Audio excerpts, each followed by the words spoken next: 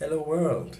Welcome to Queer in Science, Theology, Philosophy, and Spirituality. This is the LGBTQ Center for Science, Theology, and Philosophy and Spirituality. And today we have breaking news that has come from America, from the United Methodist Church uh, delegation or conference that they had a meeting to discuss about same-sex marriage and gay clergy, and um,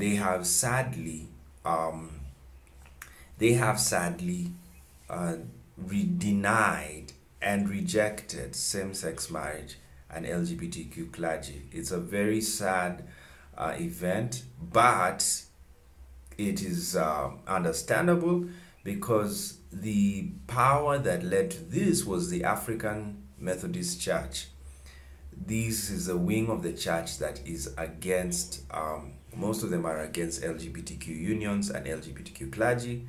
And we want to discuss that to give our analysis about that. And let's watch a few videos that are discussing about that.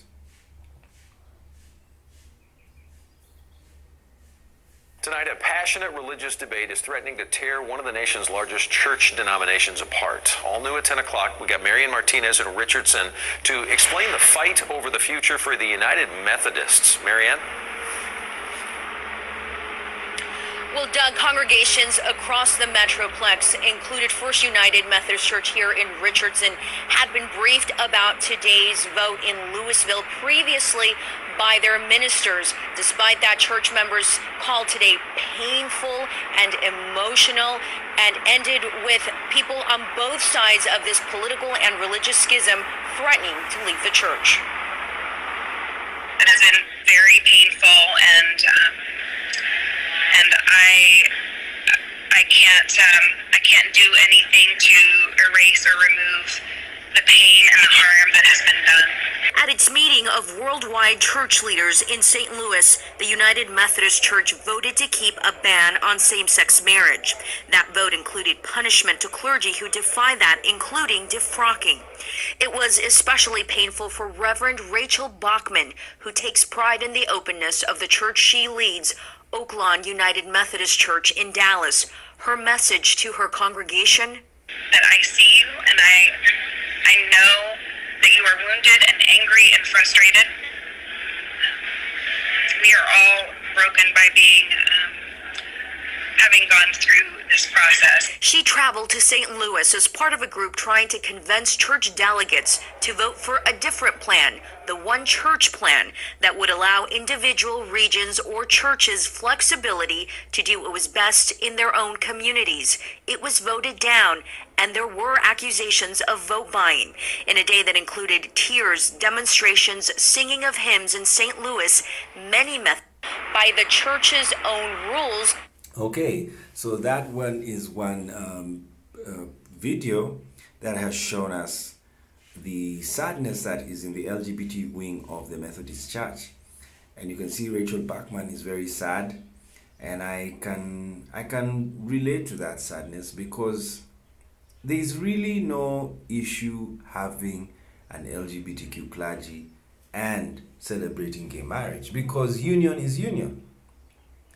Even when you read the Bible, Paul clearly said that the two become one. And he did not even specify what two. He didn't say man or woman. He just said the two become one. And what does it mean to become one? It's to have sex. It's to have sex. It's not even to have children. It's to have sex. Because you can even have sex with an infertile woman and not have a child, but you've had sex. That's the most important thing. So the issue is not whether you have children. The issue is whether you've had sex. You see? So men have sex with men. That is a given. That's a union. Women have sex with women. That is a union. So you cannot say that you can't bless certain unions because they are not in line with the word of God, yet it's a union. You see, this is the argument that the LGBTQ wing of many churches is putting over to the churches. Yes, these homosexual unions are unions. Lesbian unions are unions. That's what you need to know. And so because of that, you are free to bless them.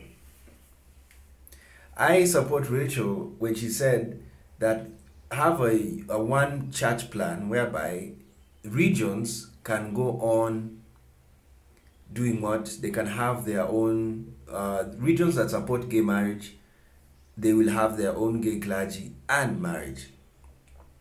You know?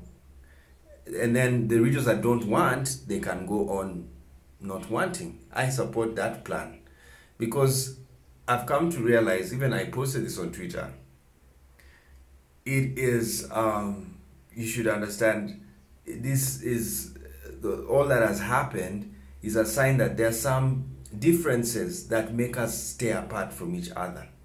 It's understandable. Separation is part of life. And what I can even advise the LGBTQ wing of the Methodist Church, you will just have to form your own denomination and go on. Yes. No matter how small or how few you are, that's the way it would be. I mean, that's what has happened to the Anglican Church. The Episcopalian wing in America is not part of the Anglican Church, and the Episcopalian Church in America, and the conservative Episcopalians have also left the liberal Episcopalian Church. So that's what you need to understand is the issue about that's happening right now in Christianity and in the Methodist Church. I would advise them to leave. And another reason why I would advise them is because if you look at the Protestant Reformation, the Protestant Reformation was the first wave of leaving the church, first major. There have been major waves even before the Protestant Reformation. When you look at the articles that form the church, there's a Nicene Creed and the Apostles' Creed. That's when the church splits. Before the Protestant Reformation, the Eastern Orthodox Church, the church that dominates Russia and Greece, left because they didn't understand, they didn't agree with the Catholic side about who Jesus Christ is.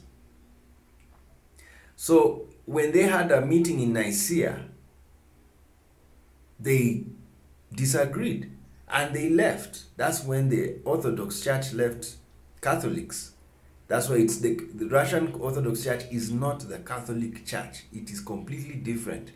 So if you are talking of Reformation, it began that time of Nicaea. It also began in the book of Acts 15, when the issue of Gentiles being believers was a very big issue in the church, because they couldn't understand how Gentiles was some of the Pharisees who got saved could not understand how a Gentile can be a Christian, because in those days being a Christian was a messianic. It is the term Messi because Christ is Messiah. So they could not believe or could not understand how a Gentile who was uncircumcised would become a Christian. And God did something very great in that time. He made an uncircumcised man speak in tongues. That was Cornelius. Now when Cornelius spoke in tongues, Peter was now convinced that Gentiles also get saved, because the first speaking in tongues was by Jews. No Gentile was in the group of disciples at that time. The first Gentile disciple of Jesus Christ was Cornelius and his family and his friends who were in the house that day when the Holy Spirit fell upon them. And Peter had a dream of the dirty animals, the unclean animals who were considered Gentiles by Jews. he was told by God, eat. And he was like, I've never done this, because Jews, it's an abomination to eat unclean animals. And he was like, I've never eaten an unclean animal. How? And the dream came 3 times. It was a trance when he was supposed to eat at lunchtime. And little did he know that the dream was telling him to go to Gentiles. So you see, God had a plan that the Christians didn't have a plan for. They didn't think, the Jewish disciples of Jesus didn't think that Jesus was concerned about the Gentiles. They were so fixated on Israel being restored as a kingdom. So when it was restored, before it was restored, Peter had this trance. And when he had this trance, he was then told to go to see Cornelius. And he went to see Cornelius and he preached to them. And before he finished preaching, Cornelius and his friends started speaking in tongues. These were uncircumcised men. And he could not believe it. And then they were baptized. And then this became a debate in the church in Jerusalem. And then they had to say that no, what we do with Gentiles, because they were Jews. So the problem of being a Jewish Christian was that you were subjected to the Jewish law. That was the understanding. And that was before Paul came. Oh no, not before Paul came. Paul had come, but Paul had not developed the theology of freedom. The theology of freedom. So Paul was a very new guy that time. So at that time, Peter and James and the rest of the church, the Jewish leadership, said Gentiles will not be forced to follow Jewish law.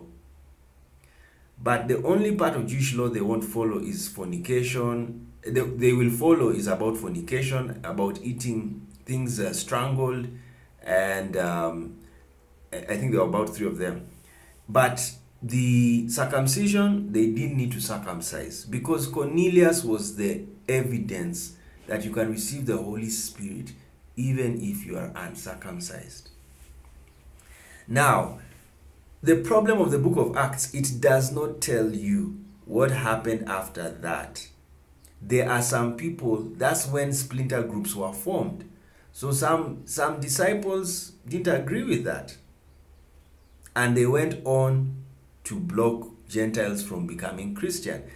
Others formed their denominations. So even in the book of Corinth, Paul was telling people, hey, you guys, you're having too many denominations. We are one in Christ. That's what Paul told them. And then you see, Paul had to solve the problem in Galatia, in France, in Gaul, that these guys, they were Christians who were forcing Gentiles to circumcise. And they were circumcising. And Paul said, no, you don't need to. Because whether you're circumcised or not, you're still a Christian. So you see, it was still an issue at that time. And of course, that was long time ago. Right now, circumcision is not a bad thing, especially for males, because of the health benefits. Sorry, let me deal with this. It's not a bad thing because of the health benefits. However, theologically speaking, it's not a must to circumcise. Theologically speaking, it's not a must to circumcise. Even health-wise, it's not a must, but it's to me it's necessary. Sometimes it's good, but it's not a must. My point is, theologically speaking, it's not a must to circumcise. You will still be a Christian. You'll still go to heaven. People, that's the concern of people. Even this thing of the Methodist Church, it's basically people, they want to go to heaven. So they don't want to, they feel like if you allow gay marriage and gay clergy, you won't go to heaven. That's the problem. And that's now, let's look at another video. So what was I trying to show you with all the story, circumcision and Nicaea?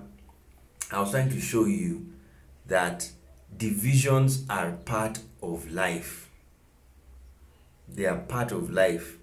And because when you can't agree about an interpretation of something, you will, in the end, you'll separate. Yes. It has happened in all religions. Even Islam has sects. Even Hinduism, the most liberal religion, also has sects. It's because people tend not to agree on something, and that makes them divert. Yes. So the Methodist Church, especially the LGBTQ wing, has to understand this was going to happen, and they need to have a plan of living. I know some of them don't want to leave because besides it's called the United Methodist Church, but it's bound to happen. You have to. Sometimes when you don't agree on things, you just separate. Yeah, divorce is part of life. Yes, divorce is not a sin. Even in the Bible, it's allowed. Did you know that? It's allowed. Even Jesus did not refuse divorce. He just didn't support divorce based on, he didn't support divorce that is not based on fornication. Meaning, if you find your wife or husband or partner in a compromising situation, sexually compromising situation, according to Jesus, you're free to divorce. But if it's about something else other than sex, according to Jesus, you can't divorce. But to Moses, you can divorce, even if it is, we can't see eye to eye, we are always fighting each other. According to Moses, you can divorce. But according to Jesus, you only divorce when you found the person having sex with another person. That is Jesus' divorce theory. And for Paul, even he had his divorce doctrine. So everybody has a divorce doctrine. The Catholic Church even does not allow divorce. See, they're even worse than Jesus. They don't allow it. And that's what created the Anglican Church. The Anglican Church. So what am I trying to show you? Divisions, diversity is division. That's the weird thing about diversity, is that diverse viewpoints can lead to division. And they have more potential to lead to division than they have potential to lead to unity. That's why we have the interfaith system. The interfaith system is a system of diverse faiths coming to say, we are diverse, but what you do, don't interfere with my faith, and I won't interfere with your faith. But we can discuss. I'll tell you what my faith believes in, and you'll tell me what your faith believes in, and then I tell you, okay, you go on with life. That is what we are encouraging in every religion and every church, whereby I have a different view about same-sex marriage, and you have a different view about same-sex marriage. But my view should be respected, and your view will also be respected, and you let us go on with life. You see, that's why the United Methodist Church, this move of denying LGBT clergy is so wrong, because you're not supposed to refuse. Are you God?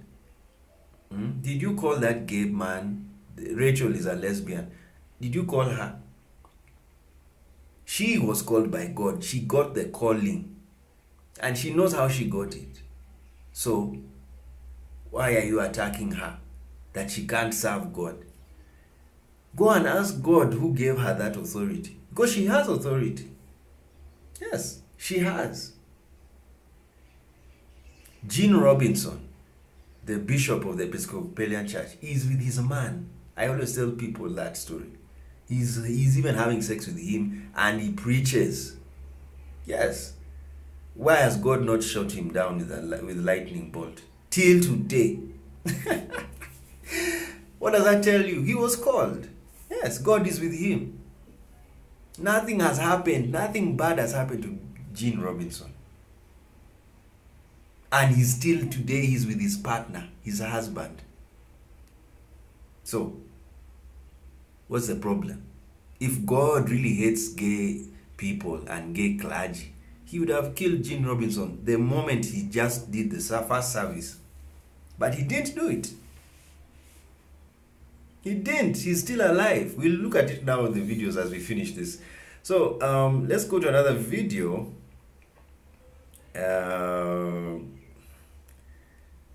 Let's go to another video on the Methodist Church. There was one I watched and it was very interesting. It was the African church giving their views. Yeah, here it is. So, Pastor, Africans will leave the UMC if homosexuality stands. I do see Just listen to him. a very difficult position. The first thing is that, I'm not so sure the general Africans, the general Christians membership really are following the discussion. It is still... I love that. He's saying that he doesn't really think the African members of the Methodist Church are even following the discussion. Meaning, to them, it's not even an issue. They're wondering, why are people discussing this thing? So you need to understand something about Africa. Africa is a very new continent when it comes to Christianity. You know that? It's a very new continent when it comes to Christianity. It has not even finished 200 years. Not even 200 years of Christianity. Not even 150 years of Christianity. That is how sad. And the only country that had very strong Christian roots was Ethiopia and a bit of Liberia when the black slaves came back to Africa. Now, but the rest of Africa, including where this pastor is from, the Christianity is not even 200 years. Europe, Christianity is 1,000. In fact, not even, it's 2,000 years old, roughly 1,900 years old. Christianity went to Europe the same century Jesus died. And then for Africa, it also came, but it stopped in Egypt and Ethiopia. That's where it stopped. It didn't go further. Reason being, the guy who took the church to Africa, Mark, stopped in Egypt and he formed his church there. As I've told you, you see, that was the confusion that happened in Acts 15 led to people spreading out. So Mark went to Egypt and started the Coptic church. And the Coptic church then morphed. And then again you have the Orthodox church, that's the Ethiopian Orthodox church, that is related also to the Coptic church. And that was the end. So Ethiopia became a Christian nation in the same, roughly in the same century, or a century later after Jesus Christ died. Because they remember the Ethiopian eunuch was preached to. Now, the rest of Africa was not introduced to Christianity. Reason? The Ethiopian church only spoke Amharic. The only people who spoke, in fact, those days, the countries of the world, they were so nationalistic. If they don't know your language, there was no connection. So the Amharic speakers in Ethiopia stayed in the church, and they didn't go to evangelize because they could not speak Sudanese languages. They could not speak the Bantu languages. They were only speaking Amharic. And that's how Ethiopians are. By the way, Ethiopians are very Jewish in behavior. You know, the Bible teaches that in the end days, an apostate. The Amharic is spoken only by Ethiopians. So there was no way they could go and evangelize. And why I'm saying they're like Jews. Jews don't evangelize their religion. So even Ethiopians, they didn't evangelize. They just took Christianity and stayed with it there. So the rest of Africa was developing. The kingdoms were growing, but they were all stuck to their traditional religions. You know, Zimbabwe, they had their religion, very organized. Nigeria, very organized religion, extremely organized. And then you come to Uganda, you know, very organized religions. So these guys had their own religions until the Muslims came to Africa. So Islam is even older in Africa, in sub-Saharan Africa. We're not talking of Ethiopia and Egypt. We're talking about sub-Saharan Africa. Islam is older than Christianity. That's why West Africa was very Islamic. It's because when the Muslims went there, and remember the Muslims, when they came to Africa, they had to fight the Christians in North Africa. And they finished Christianity in Egypt. And the Coptic Church is a remnant of the church that survived the Islamic washout of Christianity in North Africa. Then the Muslims could not fight Ethiopia. They were very good fighters, even till today. Very good fighters. So they couldn't fight Ethiopia. So Christianity remained in Ethiopia. Even the whole kingdom of Ethiopia is a Christian kingdom. And then the Muslims, when they couldn't control Ethiopia, they controlled the countries around them. And that's how Somalia. Do you know Somalis are not indigenous Muslims? They are not. That's not their culture. Somalis were just Africans. That's why female circumcision is also practiced by Somalis and other tribes in Africa. It's because they were one.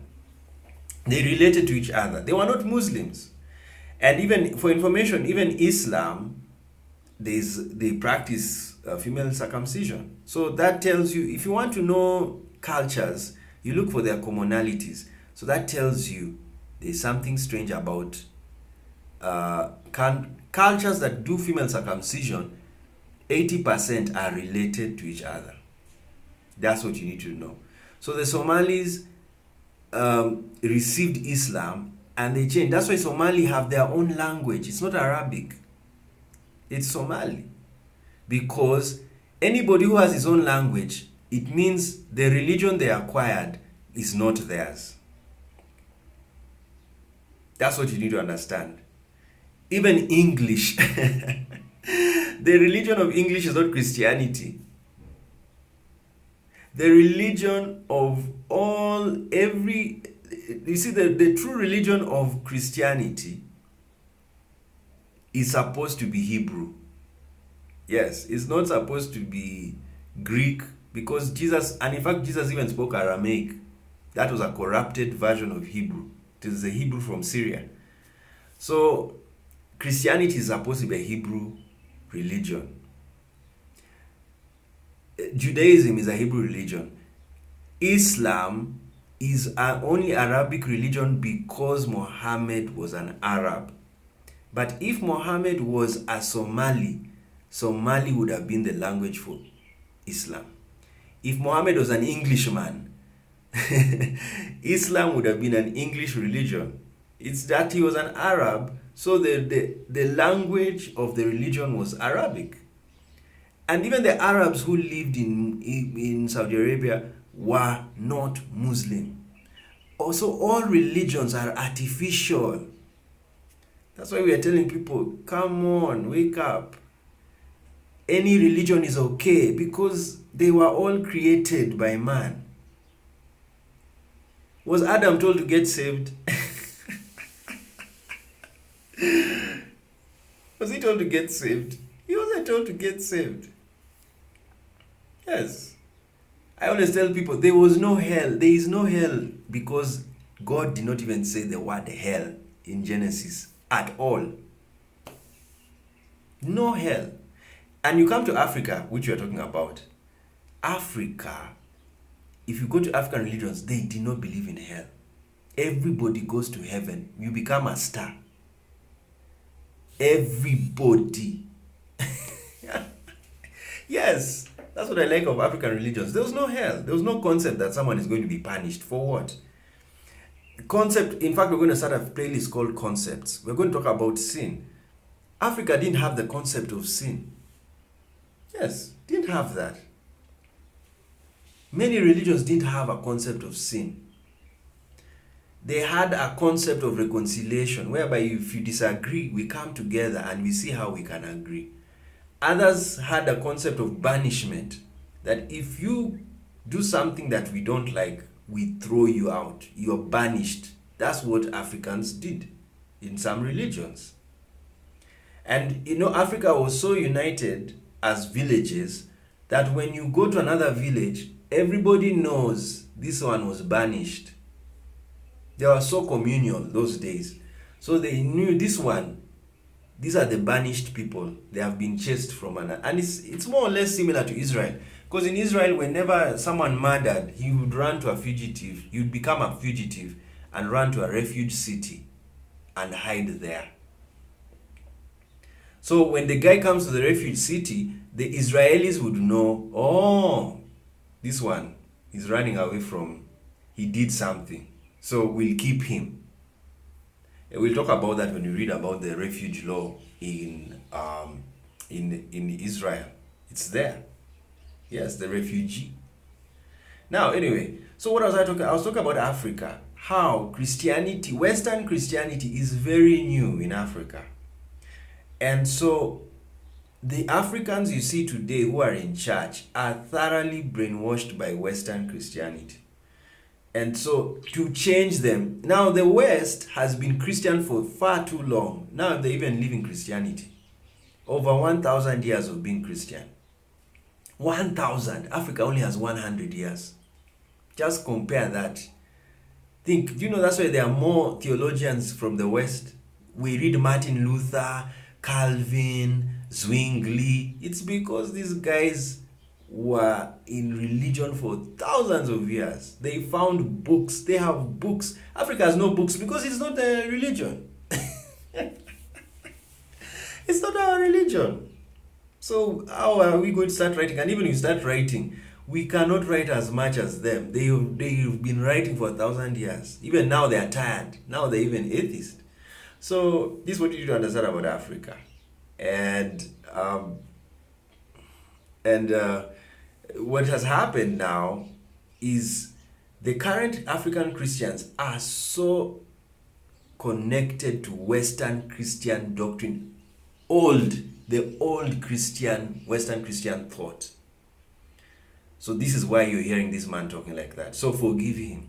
Yes, it's sad. That's the truth of the matter. You can't blame him. In fact, Africans are kind. They have they would really, of course there are some Africans who have left Christianity because they know it came from the West, it's not theirs, and it interrupted with the African lifestyle of thinking and philosophy. But what you need to understand, Christianity, even our ancestors had a choice to accept it or not. I like the story of Uganda. The king was a Muslim. Then when the Christians came, he became a Christian. Then when things didn't happen, well, he just said, leave these religions. They're all bad. And that's how, yeah. So that's what an African is. He's a very liberal person. He tries everything and then sees what suits him and stays with it. Okay, let's finish this video and we'll be done. Still carefully kept at the top levels of the church. But if the ordinary people were to hear today that the United Methodist is approved same-sex marriage, I tell you, they'll move out of the church. And that I can tell you very. You see, for him, he's saying, if the church approved same-sex marriage, the African members would leave the church. I've heard that. That's what he's saying. He's not hiding. He's telling you, if you guys accept it, guys will leave. And he knows what he's saying. Yes, he knows what he's saying. You see, that's the sad thing. And for me, I'm like, it's sad, but that's what I've given. The solution I've given: if you're an LGBTQ Methodist and this has happened, go and form your own denomination. It's as simple as that. The LGBTQ pastors need to understand that we are in a pivotal time of history. It's the most exciting time to be in history. The most. This is Reformation news. It is Reformation news. It is the best time to live in, philosophically and theologically. I'm enjoying it personally. Because why am I enjoying it? Because I've now reached a point whereby I now understand theology. I now understand philosophy. Understanding doesn't mean cramming. It's that I've understood we have diverse interpretations of life, and religion is a fact. Forever we'll have diverse. If you understand diversity, you understood the whole world. Everything, you understood it. Everything, you've understood it. That is the key. Diversity opens every door in knowledge. You see, these days, that's why sometimes I feel like I repeat myself, because when I say diversity, it's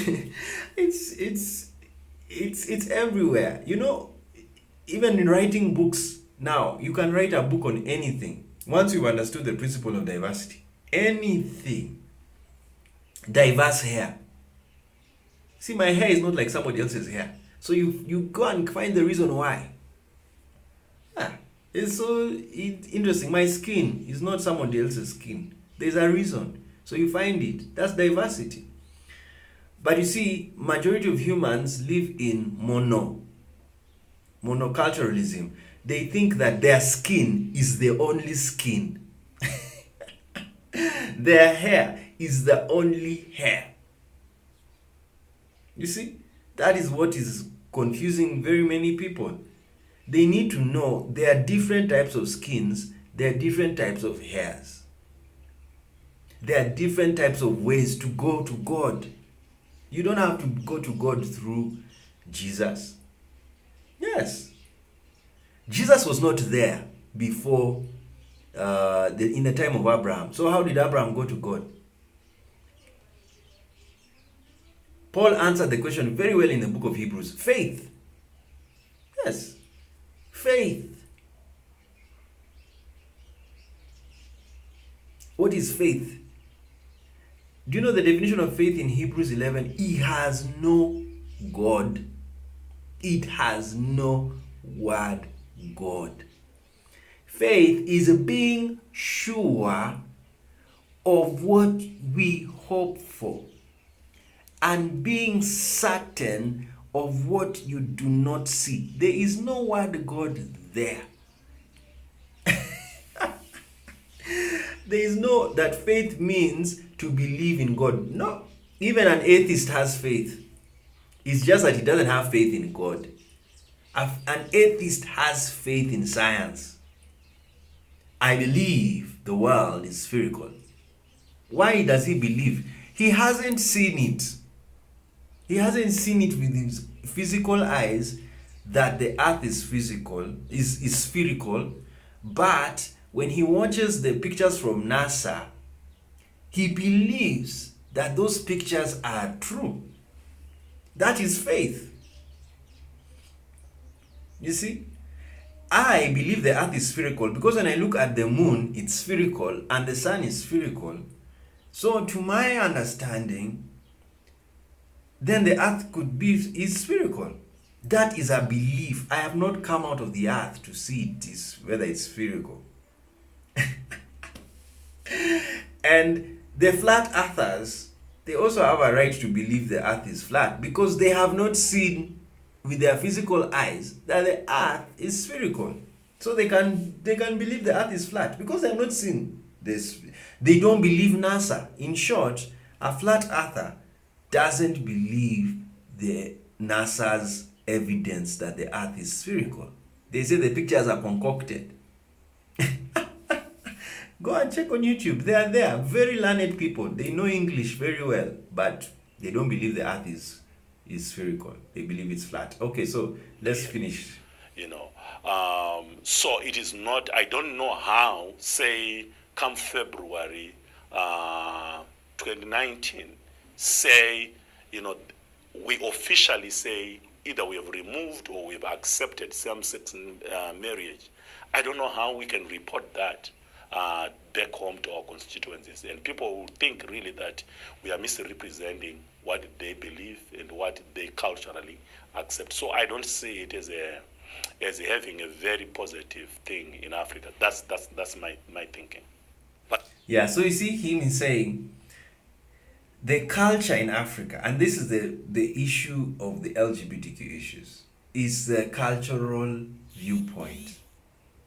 Culturally, and he's even wrong to use culture. There are diverse cultures in Africa.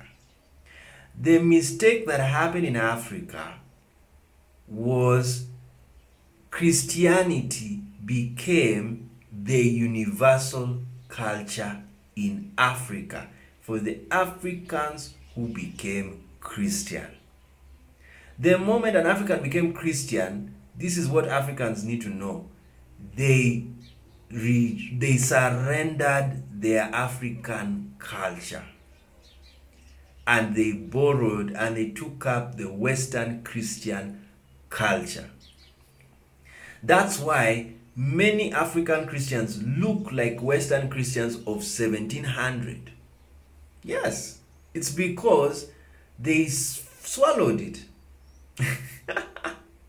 They swallowed it. Because if you are an African, a pure African, and you follow African culture, LGBTQ does not disturb you at all.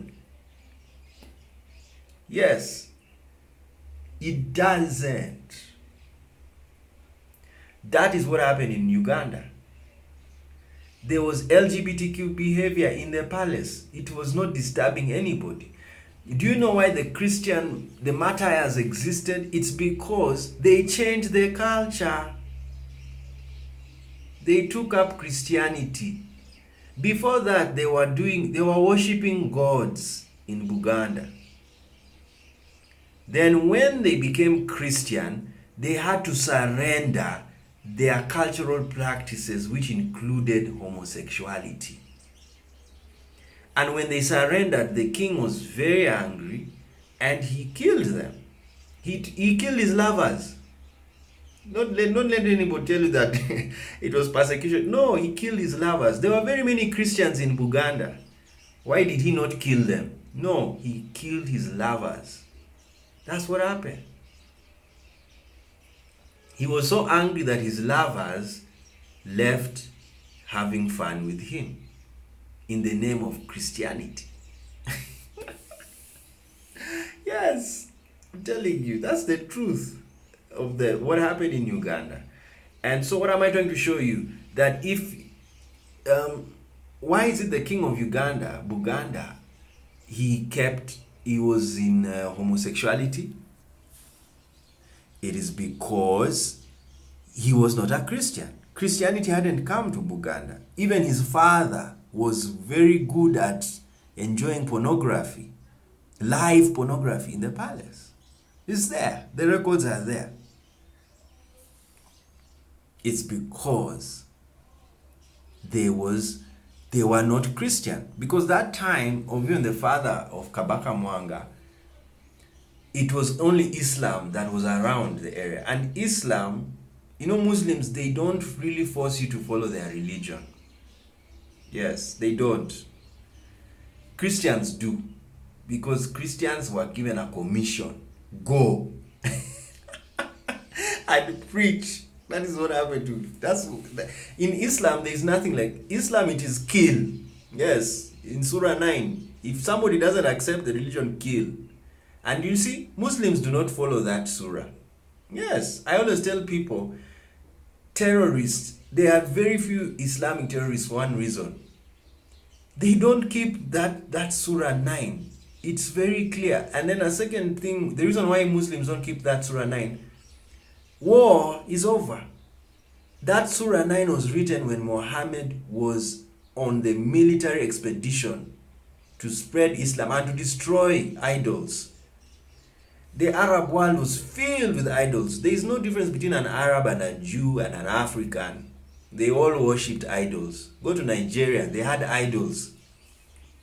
That is the African, it's not even the African, it's the human nature. Humans are polytheistic. It's very hard for a human to be monotheistic. Very hard. Very hard to be monotheistic.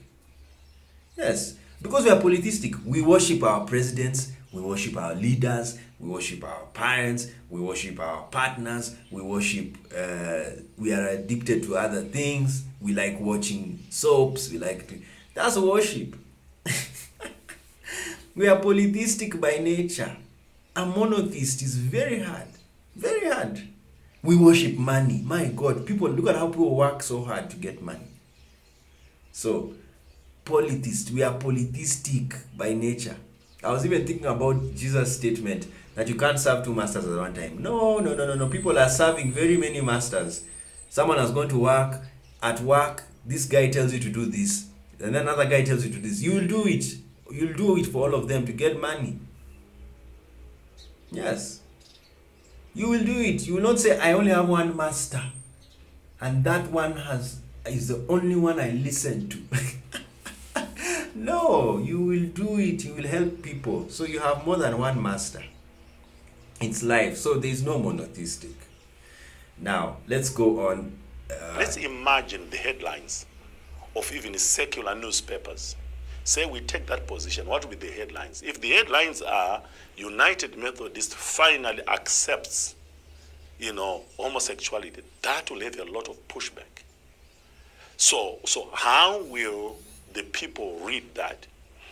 Imagine I am coming from St. Louis, and the headline in our national newspaper says the United Methodist authorizes or accepts same-sex marriage. To us, that will be the end of it. To start with, it will be illegal in our country. And then definitely people would think that as delegates, we were not representing them correctly. There was a delegate to the... I love this. I love his discussion and his view. But to some extent he's right. You see, he's telling the Methodist Church that, hey, if it's announced that the Methodist Church has allowed homosexuality, do you know what that will do to the Methodist Church in an African country? It will make them, they will be criminals, because the laws in the African countries make homosexuality illegal. That's what he was saying. So I know the sense he has. There is some sense in what he's saying, is that our countries do not allow it. It's not legal. So if you allow homosexual clergy, you are going to make people think it's a crime. So what am I trying to say? I'm not supporting him, by the way. My position is so different from his. But what I'm trying to tell you is he's trying to say that homosexuality is not only a sin, it's also a crime. That's what you need to understand. That's why we work with the decriminalization movement. The decriminalization movement, where we decriminalize gay sex so that people can understand that gays are human beings. You see, it's a very long process. What everybody needs to know, it is a very long process. Yes, I'm in the LGBTQ movement and I know it. I've given my life to the movement. Yes, it's who I am. And I love who I am. It's beautiful to relate with the same sex. Yes, I love it. It gives me joy. If it doesn't give you joy, then you are not gay. But for me, it gives me joy. And so because of that, I understand. I've been in the movement for, now this is my, how many years? 7 years. Yes, 7 years I've been in the movement. And of course, with some 1 year break, I don't count it. I really find it was a sad year. That year was a sad year. But the rest of the years, I'm okay with them. And because of that, and let me say the year 2016, that was a very, I really dread it. It was, I don't dread what I went through, but I dread the events. Of course, I learned a lot from them. I've come out from it, and I've come out learning better. You know, sometimes you can't regret what you go through, because that was time. It was programmed. I'm a believer that life is programmed. Yes, whatever you do, it was programmed you are going to do it. Whatever you do. Yes, it was programmed. My year, my 2020 has already been programmed. That's what time traveling is. Time traveling is to even know the future. You know the future exists. Yes, the future exists. Do you know Mercury takes 88 days to finish a revolution across the sun? We take 365 days. So what does this mean? Mercury is ahead of us times 4 times ahead of us. 4 times. So if you are in Mercury, you will finish you are 4 years ahead of Earth. So what does that mean? When you're in Mercury, you can even know the future. Yes, because you have finished 4 years. You're 4 years ahead of the Earth. It's unbelievable, because 88 times 4 is 352. It's 352 days. That is when the Earth is now finishing one revolution. The Mercury is finishing the 4th one, when we are finishing our first one. So just imagine, Mercury is ahead of us by 4 years. So what does that mean? Mercury is in the future, 4 years ahead in the future. So if you are a spiritual cosmologist, if you want to know the future, transport yourself to Mercury. Yes, you will be ahead, because it has finished 4 years when we have just finished 1 year. So what does that mean? It means the future is already known. That's why prophets know the future. You see, when a prophet says this is going to happen in a few years, and it happens, that guy has Mercury. That guy is ahead. That's to have Mercury means you're ahead. That guy has Mercury. He's ahead. Yes, he has Mercury. Mercury is called. He's the Roman god, the messenger of the gods. That's his name, Mercury. And another thing, in Greek religion, Iris, the rainbow god, is the messenger of the gods, is the Mercury. So you see, LGBTQ persons, you are Mercury, you are mercurial. Yes, most of the weird spiritualists are LGBTQ persons. It's a fact. And according to Greece, Iris, the rainbow goddess, she is the messenger of the gods. She's the one who brings the messages from the gods to the people. That's the rainbow. And you see how the beautiful the rainbow is? It's in the air. It's in the air, and then it feels like it's landing on the ground.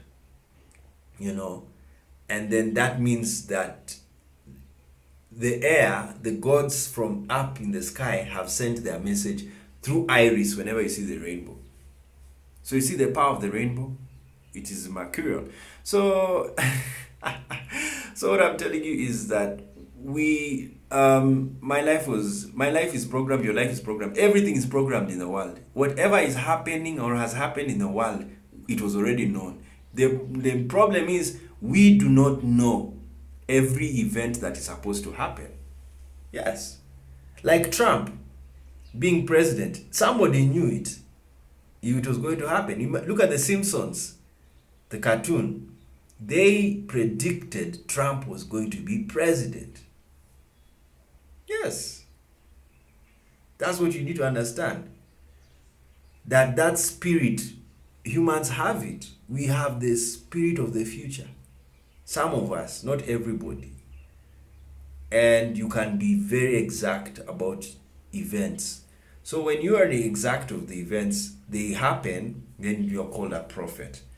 So, too much talking about that. This guy has just told you I've explained to you why I'm in the movement and what I know is going to happen. We have to stay longer. We have to fight longer. It's a very long fight. It's not even a fight. It is to help homophobes. They have been brainwashed. This is why I told psychiatrists and psychologists, just call homophobia a mental disorder. Just call racism a mental disorder. Just call transphobia a mental disorder.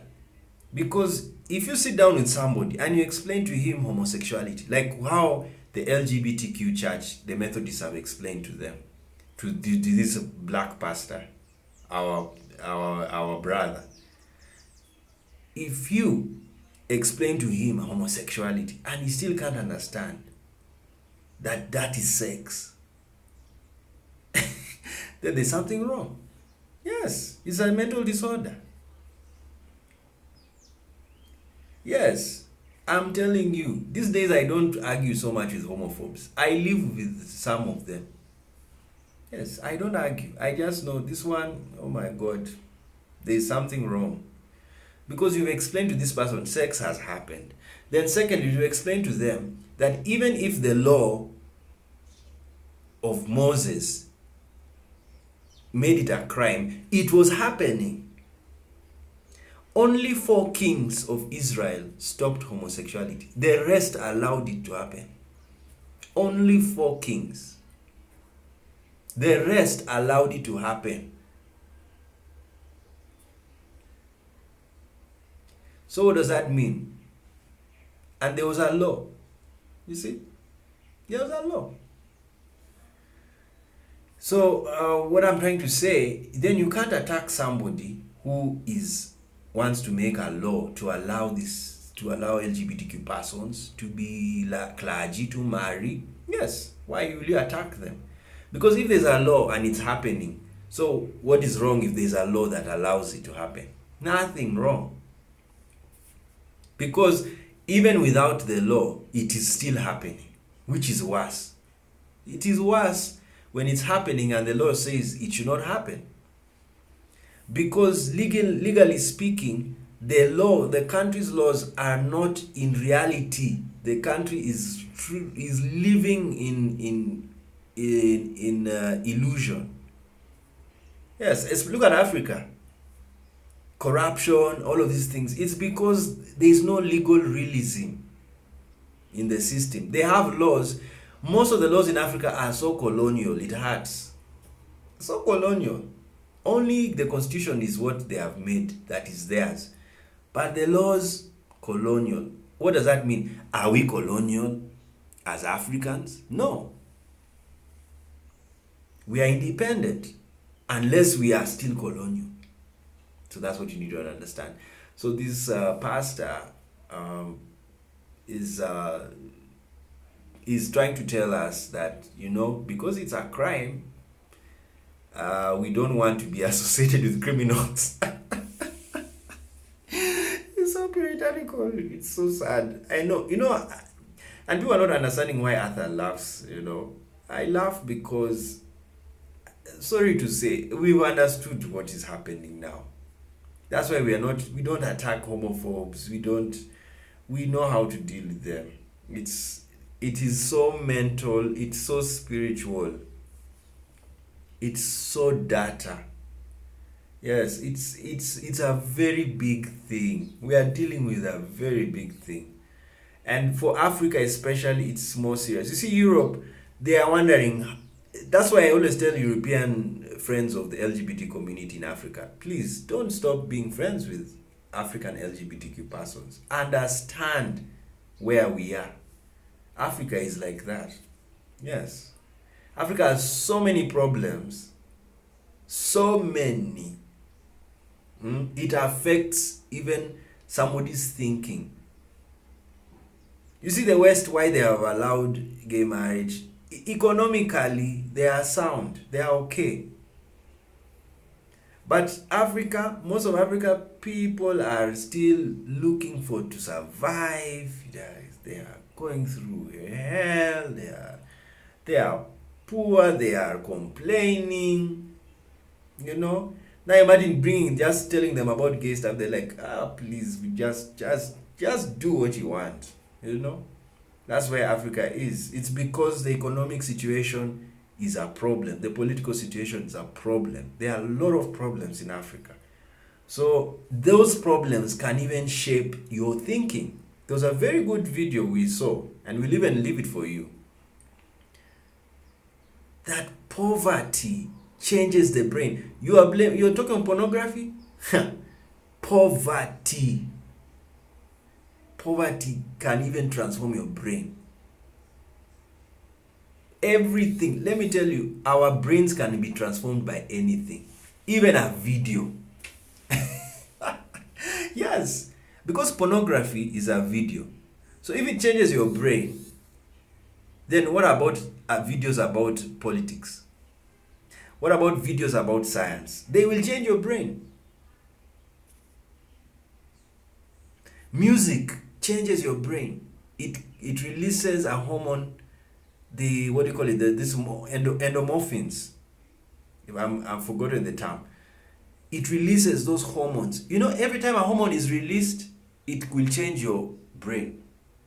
Every time you release a hormone. That's why women who have menopause are better. Not better. They are more free. It's because they are not releasing estrogen. The level of estrogen they are releasing has reduced, so they even behave manly. But women who are still releasing eggs, they have high estrogen levels. Yes, it's unbelievable. Even I want to do research. Why is it old men like being with, like in Africa, they like being with young women? It's because the old men have estrogen. Yes, the older you get as a man and you don't watch your weight and your masculinity, you will become feminine. Yes. And you won't go for an old woman. She's now, her estrogen is low, so she can even control you. Yes, and a man doesn't want to be controlled. Anyway, those are just of my own theories. I wrote about that long time. Okay, let's finish. For the first time in 2004, the debate was about removing the language. And some of us were insisting that the language must be there. So if we bring a plan that removes it without this kind of a debate, what that means for me is that, through the back door, what we have been fighting against is just been reintroduced the other way. Because what we have been discussing is homosexuality compatible with Christian teaching or not? And our position, which is currently in the discipline, which we have been defending all these years at least, was that the current discipline as it is represents the expressions of our understanding of Christianity. So removing it is literally saying what we have been fighting against all these years has just prevailed in another way. So this guy is saying, this pastor is saying that this has been a battle for the Methodist Church for 50 years. 50 years. And they have been fighting, there have been two camps for 50 years. And now the war has finally come to an end, and the traditionalists or the conservatives have won. Now, they have won because they have decided to stick to their interpretation of the Bible. This is very good. What has happened is a very good sign to tell you the temperature and to tell you the status of the Methodist Church. It is still conservative, and most of the conservatism is in Africa. Yes, Africa is conservative. There is these African pastors who are against LGBTQ, clergy, and marriage are totally lost in the conservative reading of the Bible. If it went the other way, it would mean Africa is liberal. Now, this is where I now come to the end of the video. What has happened to the Methodist Church has told you where the work is. And this is what the Western Christians who are supporting LGBT people need to understand. The work is in Africa. It is not in the West. It is in Africa. Because the West has already, you see what he was saying, that homosexuality is a crime. So if our church now accepts it, and we're in countries where it is a crime, we may feel unsafe. And he's right to say that. Because the American church, America has allowed homosexuality. So even if your church allows it, it's no problem. The government has already allowed it. So you see, there's an issue of power. The church is not greater than the government. That's what he's trying to say. And if you want Africa to accept, then you need to go and change the government position. And that's why we are supporting the decriminalization movement. The decriminalization movement talks to the government. That's what you need to know. The decriminalization of homosexuality talks to the government. It's not talking to the church. If it talks to the church, it will tell the church, yes, we are talking to you, but we are also talking to the government, because the government has criminalized people like us, and yet we are supposed to exist. So first finish the war with the government, and then you will now can change the churches. That's my, of course, that's his view for him.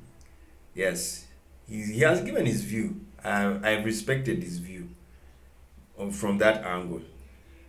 But there are other Christians who value the church more than the government.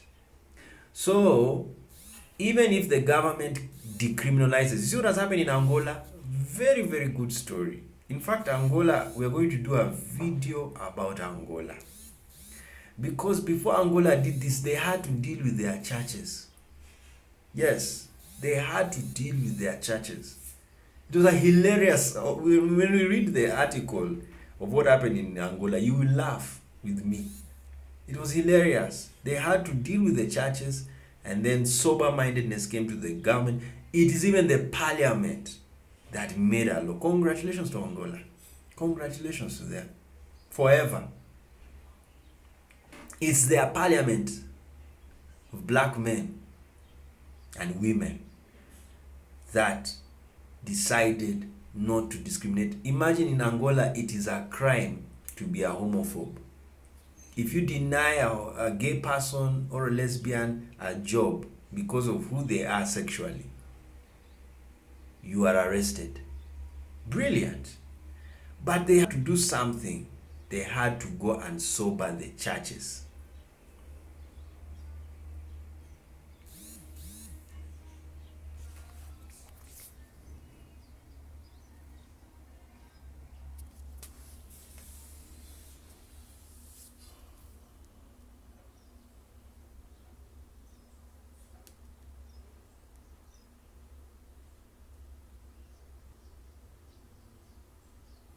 They had to go and sober the churches.